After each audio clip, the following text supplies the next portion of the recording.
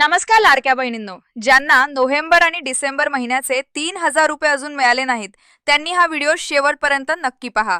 कारण आजच्या अधिवेशनातून एक मोठं अपडेट समोर येत आहे आणि या 3,000 रुपयांबाबत नेमकं काय होणार हे आपण स्पष्ट समजून घेणार आहोत.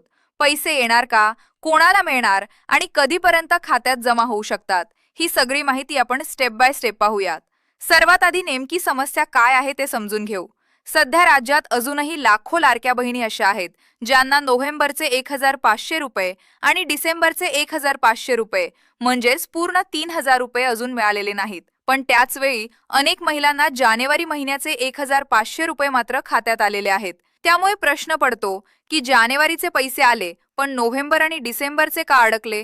समोर येत असलेले सर्वात मोठे कारण म्हणजे ई-केवायसी करताना चुकीचा पर्याय निवडला जाणे किंवा केवायसी अपूर्ण राहणे. यामुळे अनेक लाडक्या बहिणींचे पैसे नोव्हेंबर पासून होल्डवर गेले आणि अनेक अर्ज पडताळणीत गेले. काही महिला तात्पुरत्या अपात्र दाखवल्या गेल्या म्हणून पैसे थांबले.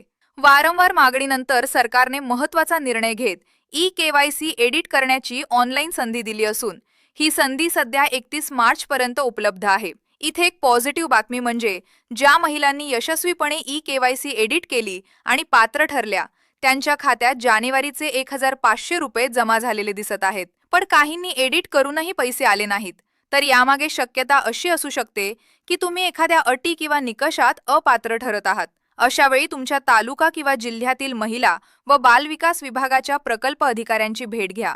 ते तुमचा अर्ज तपासून नेमकं कारण सांगू शकतात. आता मोठा प्रश्न म्हणजे नोव्हेंबर आणि डिसेंबरचे प्रलंबित 3,000 रुपये खात्यात येणार का.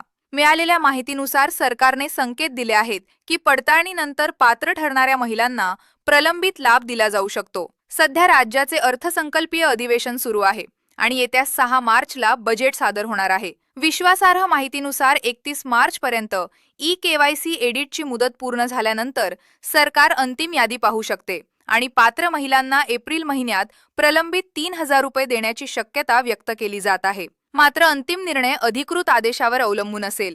त्यामुळे जर तुमचे पैसे अडकले असतील तर लगेच ई-केवायसी स्टेटस तपासा, गरज असेल तर एडिट करा आणि पात्रता खात्री करा.